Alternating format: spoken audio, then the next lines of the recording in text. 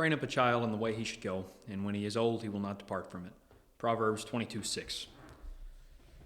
Howdy, y'all. Welcome back to the Southern Steel Show. I apologize for missing the past 2 weeks. Thanksgiving break and all the travel kind of messed me up a little bit, but I'm here again. Not that many of you missed me, but I know there's one or two out there that listen pretty consistently. The reason I bring up this verse is because we're going to be kind of skipping some of the political stuff today and talking about basically how I was raised and lessons that I've been taught that have gotten me where I am today, how I believe and how I live. Now, I grew up on stories. Most of them were about most of them that I can remember were about my grandpa on my dad's side. They said I called him Papa, and I call him that now, but I don't remember any of that. He unfortunately passed away whenever I was 3 years old, but I loved all the stories that I heard, because I'd hear the same story from 3 different people, and they'd all be a little different from their versions, and I was infatuated with it. And that's where the love of hunting came from. My dad, when I was born, I'm sure maybe he did hunt. I can't remember exactly what he had said, but he wasn't near as into it as after he'd went about telling me one too many stories about my grandpa. Because from like 1 to 5, from the pictures and videos and everything you watch, we were just a horse family. Like, it was all rodeo and horses. Dad's not really a cattleman by any means. We eat them and rope them, but that's about it. But my grandpa ran dogs. That's how he hunted. He had foxhounds, and he'd hunt fox for fun. So it wasn't as much killing them. It was just running them in circles, listening to the dogs, working the dogs, training up better dogs. But deer get in the way of fox. So anytime he saw a deer, he'd kill it. And I don't mean during deer season. I mean all of the time. Like, big poacher. I don't really care. It makes for a great story, but I like to hear people talk about the area that he was in, being like, yeah, man, way back in the 80s and 90s, there weren't any deer. And then you'll talk to his best friend, and he'll tell you, like, yeah, the reason there weren't any deer is because me and your grandpa were killing all of them. Like, every one of them that we saw got shot. And it's not like they shot them and left them there. They just ate deer. Like, that's all they ate. My dad, I don't remember if he says it's 12 or 14, but one of those 2 ages he says is the first time that he ever ate beef, because up to that point it was just deer meat. Because that's how consistently they would poach. They would just shoot deer, squirrels, turkeys, quail. Game wardens and hunting regulations were not a part of the equation. I suppose the game wardens were a little bit, because I've definitely heard some stories about him getting away from some of them. But all that to say, starting off, we weren't a hunting family. We were kind of a horse family. And that has to do with one of my first memories. Like, the first thing that I can remembering, like, first memory that I know that I made, and is not just some dream in the back of my head, is me out in front of our house in Maumelle, Arkansas. No. I said Maumelle. That's the wrong town. Malvern, Arkansas. Too many M's. Too many M towns.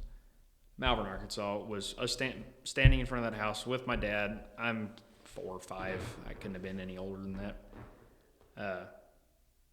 And we've got a stud horse named Red's Diamond Jack out of some high-quality breeding up in the Pitzer Ranch in Nebraska, in one of these horse walkers where it just goes in circles with these big metal plates behind the horse and in front of the horse to make it walk and make it exercise. And he had figured out that he could just stand there and let this plate just go up, slide over his back, and come back down the front if he stood right. Because there's nothing attaching it on the bottom. It's just hanging from the top.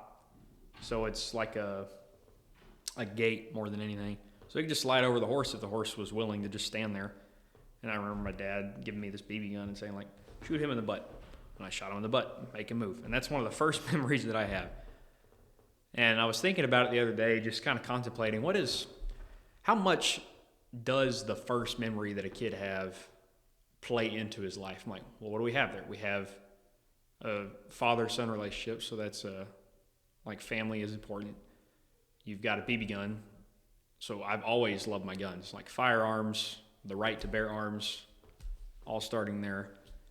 Horses, I have always loved animals. I know random facts that you wouldn't even guess. You wouldn't even imagine some of the things that animals are capable of, and I just know the facts just for fun. And then the fact that it's a horse is not just playing into the animals, but I love the lifestyle that surrounds horses and cattle. And at one point in my life, I had gotten tired of it because it had become more of a competition than a lifestyle. We got into rodeoing, and that kind of pushed me away from it. But the horses themselves and the cows, I love it. I've been consistently trying to figure out a way to get back into it without going broke. I have not yet found that way, but we're not going to quit looking. So what do we have there? We got guns, the kind of old lifestyle, and family. And all three of those things are involved in, well, I say love of animals. The love of animals has played into my love of conservation, especially as I've become a hunter. So I guess four things there. And that first memory, and it's just stayed with me throughout my life. So I think that there's an argument to be made that the first memory that a kid has will impact the rest of his life. So that moment that you become conscious and know what's happening and keep it with you, I think it impacts your life. Moving on from there as things kind of build on over time, you're a kid, so you don't really know what's happening. You just do what your parents tell you to do. Like that's all that matters. So one of the things that starts getting instilled early in my life is a work ethic. More than anything else, is like you need to know how to work. And when you know how to work and why you work, you end up enjoying the work. That doesn't mean that you always enjoy the specific type of work that you're doing, but you enjoy working. I can't sit on my hands. I'm here at the Patriot Institute, and classes are 4 hours long every day. And an hour and a half, 2 hours into it, I am just bouncing off the walls. Like, get me out of this classroom. I want to work. I want to move. I do not want to sit here and do nothing. And I know I'm learning or whatnot with my brain, and I've got the brain power to take in a lot of knowledge, but I really don't care to use it half the time. It's like, I know I'm here for this, but I want to go do something. I can't sit still. It's not something that I enjoy. And that might be the only negative impact of having a work ethic and liking to work. But going back to my dad and instilling that in me, it started off, I know that I helped him young with his job. Now, granted, he says I was a helper, but you think about a 5 and 6 year old being able to help shoe horses, you're like, okay, he run nails back and forth to the box and maybe filled up a bucket of water and struggled to put it up on an ice chest. It's like, you weren't really making anything faster. It was just your dad wanted you to be there. He wanted you to learn how to work. So he'll take the extra 5-6 minutes onto each stop just so that I get to work and learn how to do it. And because of that, as time went on, it got to the point where there were certain parts of the job that I did faster than Dad. And if Dad's listening, I don't know if he'd agree with this statement, but I think that there's definitely portions of the job where I got to where I was better than Dad. Specifically trimming a horse. I got to the point where if I'm trimming a horse for a shoe, it's like, it's flat. You can burn it if you want to, just so you can shape the shoe, but you don't need to burn it flat. Like, I've got this. I know how the rasp works. I'm good. Just that part, though. I don't think I really ever got better at anything else than Dad. I definitely got to where I was faster than Dad just because Dad didn't do it enough for anything, because I was working full time by the time I got into late high school, so he didn't have to. So why would he be faster at it? Like, he doesn't have to bend over and pull shoes or clip nails or anything like that. It's like, you do it. I'm like, okay, I'm getting paid for it. I'm happy to do it. But early on, it was the work with him doing the horseshoeing. It was us having horses, so feeding them, grooming them, taking care of them. And as we switched over into dogs, after Dad told me one too many stories about hunting dogs, eventually I talked him into buying a few, and that kind of phased out the horses over time, because you really can't afford the horse lifestyle and the deer dog lifestyle. You could probably afford to have some horses and stuff like that, and then a few bird dogs. But deer dogs, you got to have large packs of dogs, and it takes a lot of food to keep those things healthy. I mean, at one point in time, if I'm not mistaken, we took a head count of dogs that weren't puppies. We had a bunch of puppy litters at the time, but we took a head count of dogs, and we had like 68 dogs plus puppies. It takes a lot of food to feed that many. And if you're paying for that, you can't really foot the bill for horses or cattle. But as we transitioned into the dogs, then it was taking care of the dog. Are you feeding them? Are you teaching them how to show for the competitions that you do? These things called field trials, where you're taking the dogs out in either national forest land or big fenced-in pieces of private property, running them against other dogs and seeing who has the best dog. But also, it was a show of confirmation. So you put them up on these benches and you teach the dogs how to pose, and you'd have judges come around and figure out which dog looks best and which dog acts best. So are you feeding them? Are you teaching them how to do that showing? Are you making sure that they're always watered? Are you making sure the fences are not getting holes dug out from under them or messed up so that they can't escape? Because if you do that, then you end up, we had one pack or one litter where like 2, 3, maybe 4, I can't remember the exact number, got out all at once because we didn't check enough, and they got out of the fence. And I think 3 of them got hit by cars, and the 4th one we just never found again. We didn't find her dead, but we didn't find her alive either. Dad has a sneaking suspicion that one might have ended up being stolen, but we don't have a way to prove that. And then after that, I eventually get old enough where now it's time to learn how to work equipment as we're phasing back into horses. So the hunting dogs have kind of gone by the wayside. We had some financial issues come up, which I don't understand any of that stuff at the time. Like, I don't know why we all of a sudden have to drop one thing that we're doing. But we did. We had to drop that. And for a little while, we didn't really do much of anything. But Dad had me and Braden learning how to rope the dummy. And we were looking for horses that we could afford. And it's funny because when we got back into the horses to begin with, when we were using like old trailers and old trucks and crippled horses, it was probably cheaper than whenever we had all the good dogs and the good dog boxes and all the tracking equipment and everything like that. Now, as time went on and we got nice trucks and nice trailers and nicer horses, it definitely got more expensive than the hunting dogs ever would have been. But at the time, it was like we didn't really have the money to keep the dogs around. And I still don't know why. I don't know why, and I don't really care why, because it made it to where it transitioned in a time that's awesome, and I love the memories that I got afterwards. But there was this like 5-6 month period where we were learning how to rope on the ground, and we were borrowing horses of my aunts for me, and then a customer of ours for my brother, and learning how to team rope. So we were learning how to track the cattle on the horses, learning how to rope the cows on the ground. Braden was learning how to dally on the hillside, but not how to rope particularly. So you'd put his rope on a dummy. Braden is my brother.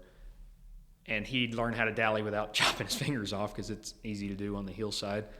And I learned how to turn the cattle. So you put the rope over this cow's head in the chute and then let it out, so that you could learn how to handle a cow correctly for a healer versus having to focus everything on the roping. So everything was broke up into pieces. We were using borrowed equipment, borrowed time, borrowed horses. But as we got better, as it looked like we were going to stick with it, Dad started to buy some of these borrowed horses. He started to buy some more equipment. We started to redo some of our arena stuff. And we got nicer things as time went on. And with that came more work to instill that work ethic. So now we got to have hay for the cattle that we own, and not really horses. We didn't feed hay to the horses. We used alfalfa and feed. Dad likes healthy horses. Dad likes pretty horses. I like pretty horses. Hay doesn't really make pretty horses, but you know what does make pretty horses? Brushing them a lot and feeding them alfalfa. He says that my great-grandpa, something that he always said was his favorite color horse is fat. It's like when a horse is fat, it's shiny, it's happy, it doesn't look like it's underfed. Fat's the best color horse. Not obese, but fat. So now, because we have competition horses, it's not like before where it's like just feed and water them and that's pretty much it. It's like, hey, you got to keep them in shape. You got to make sure that they're always sound. Like, are they limping? Are they not limping? You got to pay attention to that. You got to brush them more often so that they are presentable in a competition. You got to make sure that the horse trailer is staying maintained. Like, are you tying your horses up wrong so that whenever they pull back, they rip the hooks off the wall? Are you forgetting to latch doors so that doors are just flopping open while you're going down the road? Like, you got to start paying attention to stuff more so. So it gave you a watchful eye.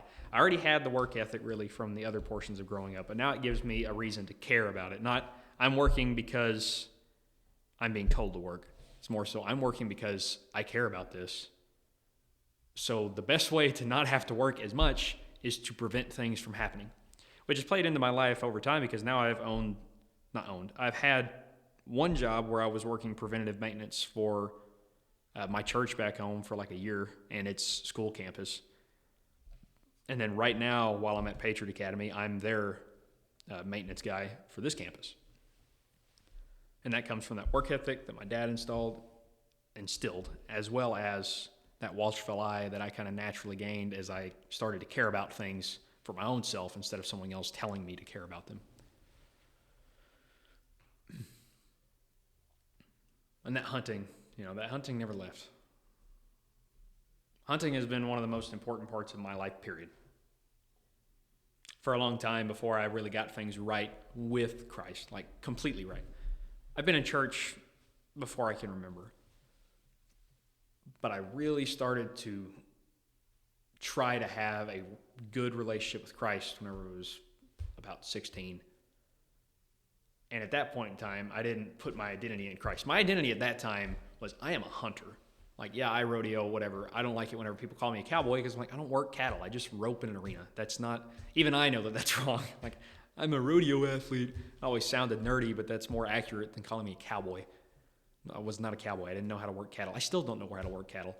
We've got my dad's best friend's dad is a cutting horse trainer in Arkansas, owns a farm, runs cattle, trains horses. What little bit I know about cows, he's taught me. Dad, Braden, and I, if a cow got sick, it's like there's two options for that cow. Wormer either works, and it's just a wormy cow, or that cow dies. There's no third option. The wormer will fix it if it gets sick, or it will die. Sometimes it died on its own. Sometimes it just went down and wasn't going to get better, so you shot it in the head. And that's something that I learned growing up around animals, especially being a hunter anyways, is that sometimes things take a little doing. You can't back away from them this because it makes you feel uncomfortable. When you back away from something because it's uncomfortable, that's how you get this weak generation that we have now in the United States. We did not back away from things that were uncomfortable. That doesn't mean that I didn't try whenever I was younger because I didn't understand it. My brother didn't. We got a story about my brother. We had this dog that needed to be culled. Let me preface this. When you are running as many dogs as you are, you're trying to build up a breed to be better and to have quality hounds. You don't sell anything that you're not willing to keep. And you don't keep stuff that doesn't do its job.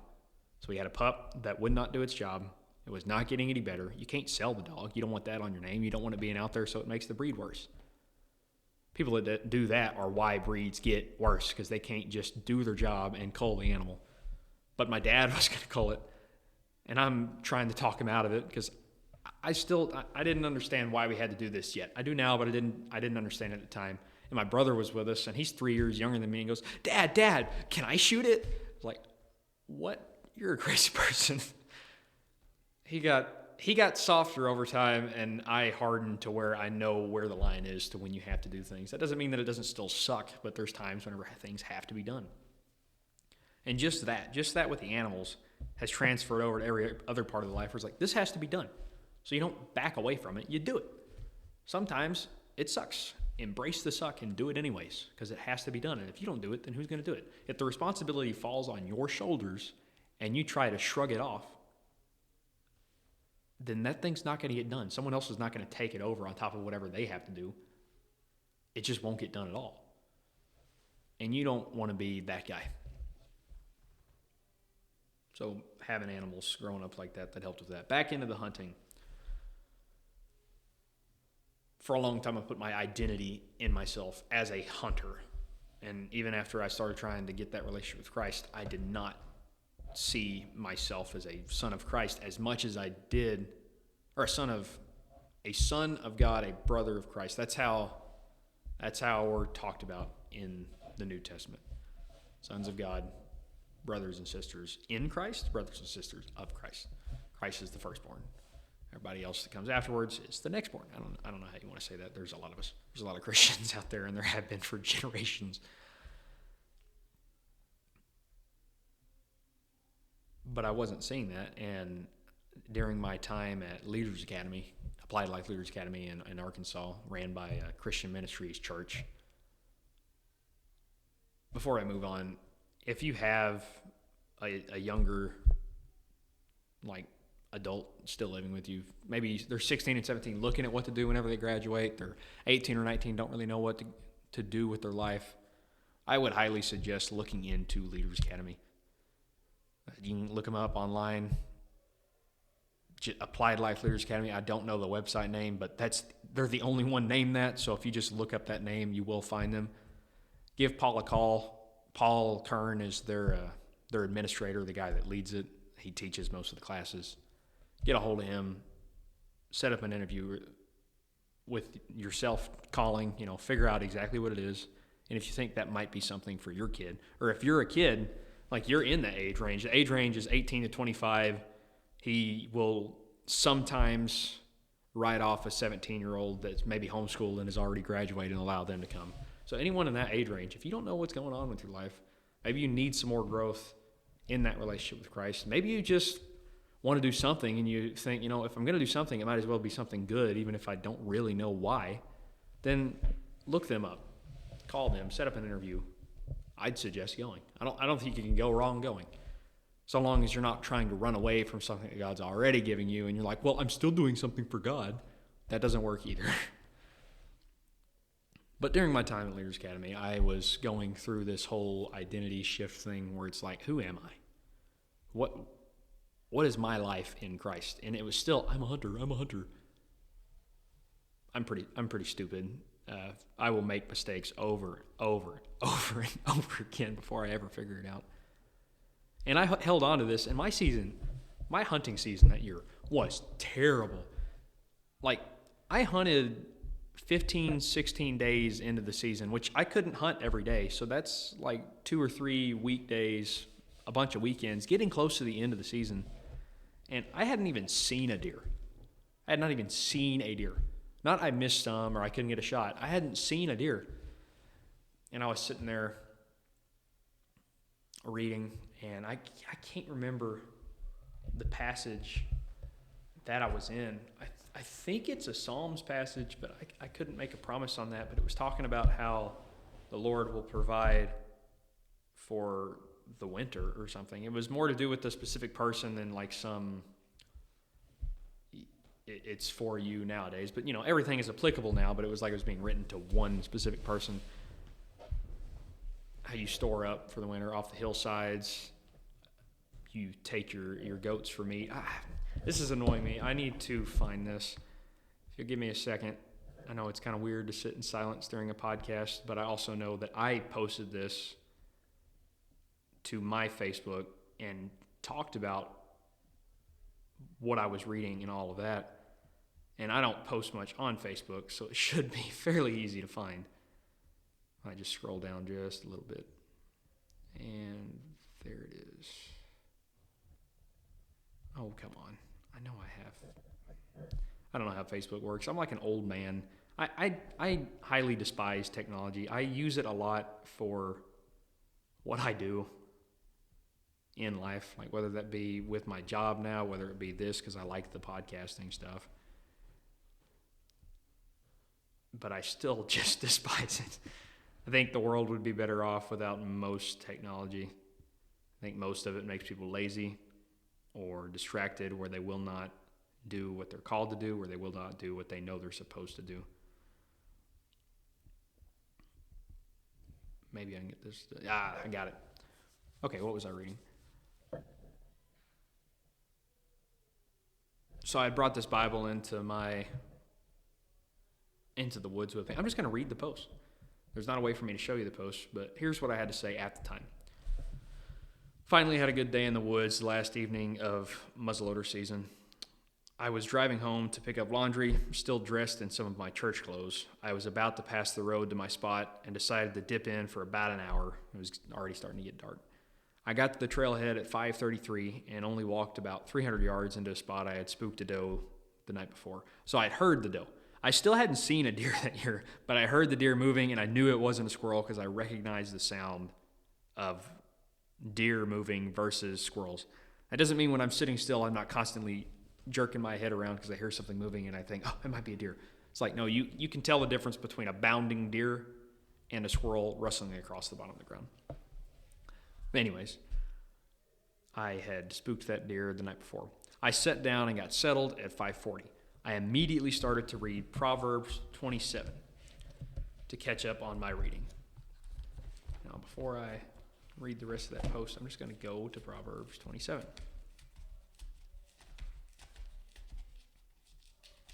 Maybe, if I can find it. I don't have any tabs on my Bible. It's a bunch of tiny pages with no commentary, so you skip stuff easy if you're not careful. I have some study Bibles, but that's not the one I have with me right now. I'll even explain why that is here in just a minute, because that has to do with what we're talking about as well. Proverbs 25. Where specifically? I didn't say where in Proverbs on this. Not 25, 27. That's why I can't find what I'm looking for, because I went to the wrong chapter.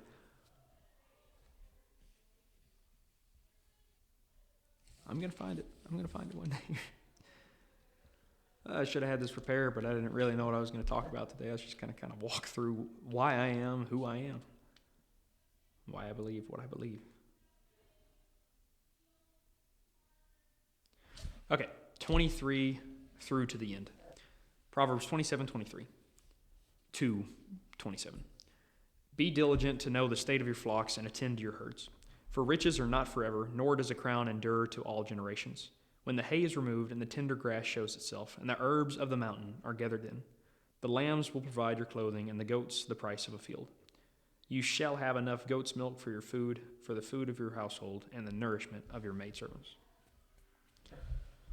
See, so I'm reading this. I'm like, I've already started at the beginning of the chapter. Like, I was just going to read the proverb for that day. So I went to Proverbs 27, was reading. I got to that part, and the second that I get done reading, and the nourishment of your maidservants, a limb fell out of this tree, and I looked up, and it got my attention. And I'm looking straight where the limb fell, and then I caught something in the corner of my eye, and there was this deer. I had to try to, twice to stop him. He was not paying any attention to me. He was super close. He should have done something with me. I mean, I don't stop a deer by going, meh. Me personally, I've already got my gun up whenever I go to stop, so I just go, hey, deer, and just yell at him. And he didn't do anything the first time. He didn't look back. He didn't spook, nothing. Then I, really had to yell the second time. And that time I got his attention. And then I pulled the trigger. He ran about 50 yards uphill and fell. And I shot it. I was jumping up and down. Woohoo! I'm a good hunter and whatnot. And then I thought about it. I'm like, well, now wait a minute. I didn't do this myself. It's like there's a reason that this came right as I stopped reading this passage. Like God was saying, you shall have enough to eat, and it will be provided from the mountains. I was on this mountainside. I just got this deer that God provided to me. A dumb deer, for that matter. I mean, he walked 15 yards from me and didn't do anything with me yelling at him. He gave me an easy one. That one was all him. And at that moment, I was like, I'm not a hunter. I like to hunt. Hunting is part of my life. But hunting is not my life. My life is Christ. My life is as a servant of Christ. I am a servant of Christ. I am a son of the living God and a brother to Christians, a brother to Christ, under God. I'm a son of Christ. And then things started to get better. I ended up having a great season after that. Saw all kinds of deer. And I think a big part of that is the fact that I finally came to terms with, hey, maybe you're wrong and you're not a hunter. It's like, maybe you just like to hunt, because that's not really that important. Now, I love it. I've got this thing going where it's like I have taken a deer every season since the time I was 6, and I don't plan on breaking the streak anytime soon. This year, I was hardly going to have any time to hunt. Like, altogether, I was going to have 7 days. So when I was home for Thanksgiving, I went, and it was bad because the weather was bad and I was sick, so I didn't even get to hunt part of the days. So the second I saw a deer, I shot it. I've always had a rule that I will not shoot a button buck, which is a yearling buck with horns under skin, like little nubs, which it's totally legal. I just don't like the idea of shooting one. But this year was like, I cannot pass up anything that God puts before me. So I got him. And then selfishly, it also kept my streak going. But even now, I'm not a hunter. I like hunting. Sure, I even thought I was going to do that as my job earlier this year. I went to a hunting and outfitter school in Montana, spent $5,000 going there. As far as like $5,000 tuition, probably another $2,000 on equipment, and probably about $700, $800 on gas. And then I went and worked for a month and a half for an outfitter that my dad is good friends with and that I really enjoyed working for, but that wasn't where I was being called at the time. I wouldn't even say that it was a mistake to go. I don't even think it was a mistake to say, I'm going to go do this. So I don't think it's one of those things where it's like God uses evil for good. I think it's more like I didn't have anything going. I had an opportunity to go do something. I went and did it because I thought it was the right thing. And it's not that it wasn't the right thing. It's that it wasn't the permanent thing. It wasn't my career path. It was go do this. It gave me a good reset so that I was able to be okay with coming down to this program, going back into school, even though I got done with Leaders Academy. I was like, I will never do school again. I hate school. I hate sitting down. It's just terrible. Like I'm fine with learning, but I'll learn on my own terms. Nope, here I am again having to write notes, listen to teachers. I enjoy it, but I don't enjoy it at the same time for totally different reasons. But the hunting has been so impactful over the years, and I want to do everything I can to protect that way of life, which is why conservation is so important to me. And I think that plays into that first memory. So I've gotten the animal part out of the way. So the conservation out of the first memory is there. I've covered I didn't even talk about a work ethic, but I did what my dad said. I did the work to make that horse movie, and so the work ethic was there instilled out of that and tied to that memory. I haven't covered the family side yet. Firearms, I don't even have to cover that. I'm an American. My dad is a hot-blooded American. We like our guns, okay? I like guns way more than Dad, but he likes his guns too.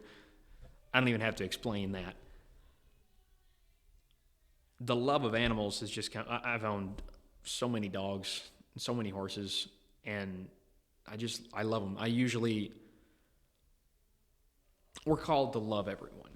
You have to love everyone as God loves them. That doesn't mean you have to like them. So I'd say I probably love more people, but I definitely have liked more animals a lot more. Animals are easy to get along with. They're way loyal, like way more loyal than most people will ever be. So I love animals.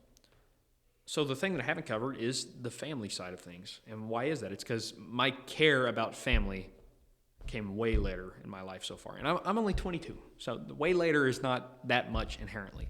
It's a few years. But it still came later than everything else. All the other stuff kind of came early as time went on. But when I was 16, 17, something like that, I was a teenage boy. I still liked girls. Like I've always been straight. I've never not liked girls.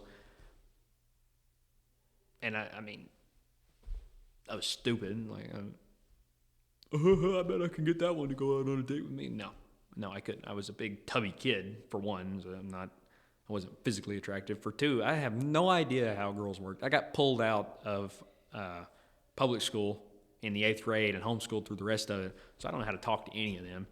just kind of bumble around like a blind puppy dog, not even a puppy that can see, just kind of going by smell and not knowing what the heck is going on. And by the time I turned 18, the teenage stuff was kind of over, and I just stopped caring about anything. I didn't see meaning in getting married. I didn't see meaning in having a relationship, or any kind of romantic relationship. I didn't see meaning in having kids. I didn't really see meaning in the family that I had at the time. It was just like, I don't care. I want to live by myself. I want to live selfishly. I want to do what I want to do. Even as I was trying to build up this relationship with Christ, which those two things, like, how do you do both of those at once? And I would just say that it's probably because that's kind of the first big challenge in trying to drag me away where I become a lukewarm Christian. Is like, okay, how about you live alone? So it's like, oh, you're not doing anything wrong. You're just not doing the same thing as everyone else. And that got a hold of me for a while, and I didn't care about any of that. And it's funny because like my family is great. There's no reason that I should have disliked the idea of family growing up the way I did. I just didn't care about it. I got out of the house. I kind of started doing things. I'm like, I enjoy this stuff. And what gets in the way of spending all your money on hunting? What gets in the way of spending all your money on guns? What gets in the way of just living in the middle of nowhere? Probably having a wife and kids. Now you got to spend money on the wife. Now you got to spend money on the kids. Now you got to spend money on education, on insurance, on housing. It's like, oh my gosh, this is horrible. I don't want to spend my money on that at all. Well, that was just dumb. And it's funny that the reason that this got cleared up to me is from a failed relationship. So I went to Leaders Academy, and there was a pretty girl there. I'll just say that. She caught my eye. We got along well. We were friends before I had any kind of feelings for her. But you're not supposed to date in Leaders Academy. And I lasted about texting this girl while it was break. And was like, hey, I'm pretty sure you like me. Because I had a friend that actually told me this. And she, from everything that I know, the girl liked me before I liked the girl, which is completely backwards from anything in the younger years. It's like, no, I always liked the person first. I was convinced that no one had ever liked me. So this was like, now you're way more attractive because you're attracted to me. Let's talk. So I started talking. I still didn't date. I'm not gonna blatantly break the rules, but we got close. We talked a lot. Later on in the academy, before it was almost up, we started talking about like, hey, what really matters, like as far as family, morals, where do you want to live? What do you want to do? Is it worth getting married? What would that timeline look like? All of this stuff. And even whenever I started to talk to her, I still didn't think anything about family. But as time went on, I'm like, man, if I don't know that I could love someone that much and not want to just have as many kids as possible. It's like, what is the best legacy? Not stuff that you do. It's the people that you make if you're a married couple. If you're not, then it's the people you influence, like say like Catholic priest or something like that. It's the people you influence or the people that you create. I don't think that there's a bigger or better legacy than the children that you have and raise up in the way that they should go. And this girl started to change my mind on that. And it's kind of where I started to shift where I believe on certain things. It's kind of why I started to hate the idea of technology, because I see how many lives it ruins. Because it can be used for way more negative than it can for good. So at this point in time, it's like my kids are not getting phones until they can drive. And even then, they're going to pay for it themselves. So that the cheapest thing that you can afford is like a flip phone with prepaid for text and phone calls. It's like, I am not going to give you a way to destroy yourself. You will learn how to use a laptop, but it will be for school and then put away. Read books, learn how to work, do stuff outside. Learn to love God, learn to love people, learn to love God's creation. Get rid of the things that are purely man's creation and are fallen and evil because of it. But I mean, I don't know. It's kind of weird to say, you know, like I've loved my family and all that, and I've dated. Oh my gosh. There was like a 2.5, 3 month period in my life where, maybe 4 months, where I did all of the dating that I've ever done from like 19 to 20. I had like 16 first dates, 2 or 3 second dates, and the first girl that I was talking to during Leaders Academy is the only one that I've dated. Like I was ready to marry the girl. I mean, nobody close to me on my family knows this, but I had money saved up to buy a ring. I was already looking for a job that could better support the girl. I was thinking about moving out there to make it easier. I had everything planned out because that's the only person that I'm not related to where I can be like, no, I loved her. I love that girl. And I've had people go, oh, it's just like that, like puppy dog love. Like it was just going to go away. It was just because y'all were like close together and just liked each other. And I'm like, no, it wasn't. Don't tell me that. You don't know how I feel. Before Leaders Academy, it's like I didn't have emotions because I didn't care about anything. I loved that girl. And I was ready for everything that came with that. And that's why I started to like the idea of kids. It's like, for one, she loves kids. So it's like, well, you're not going to get away from it. And then for two, as I kept interacting with them. I was in the youth group. I was a youth leader, all of that. It's like, there's so much beauty in having kids and raising up good sons and daughters. It's like, I got this. Everything's set up.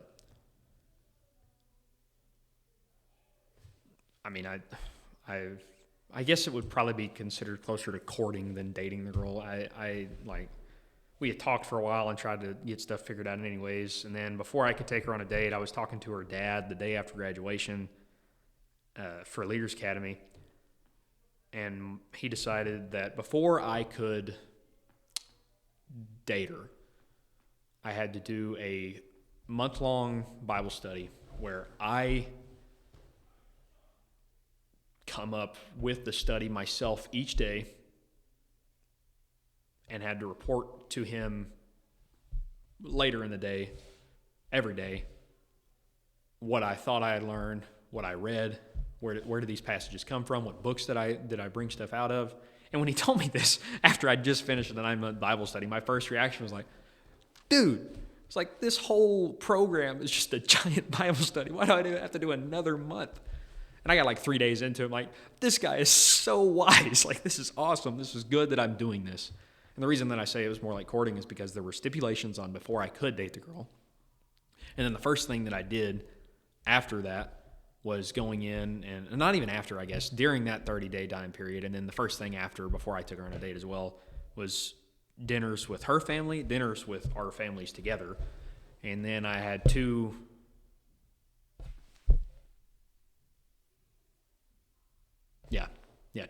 dates separate, like on our own.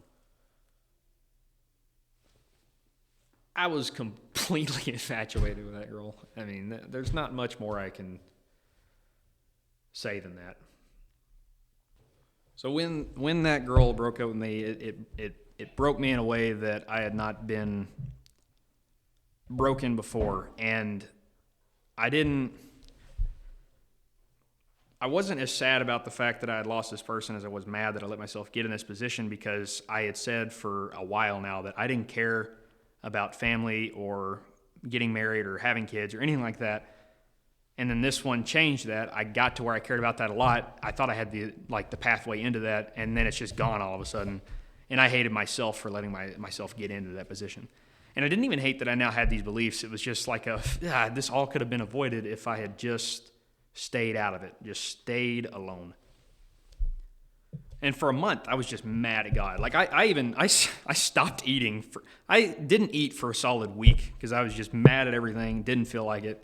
I lost like 12, 13 pounds non-water weight. So you lose your water weight first, and I lost like 5 or 6 pounds with that. So close to 20 pounds altogether.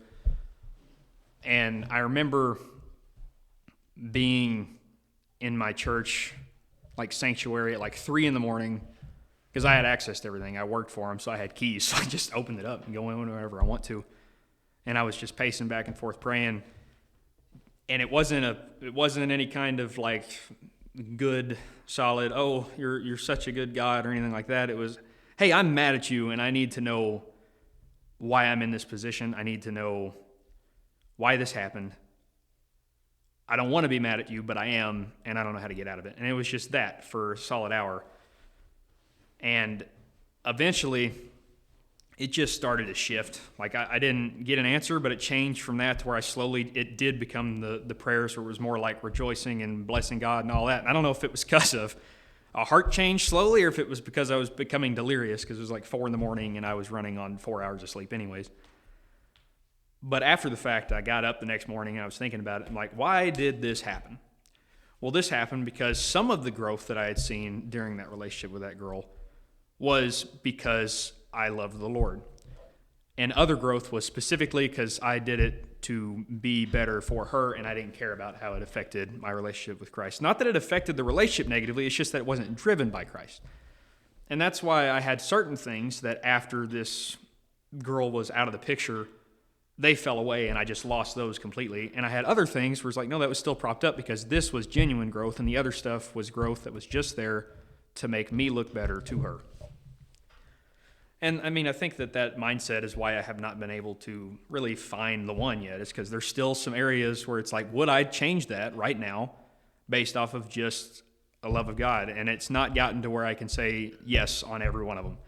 It's gotten to where some of them are like yes, some of them are maybe, and the others like I don't really know how to answer that one because I don't know if that's even needed for where I'm headed in life. Like, is that a growth that's needed outright, or is that just a growth for specific aspects of life?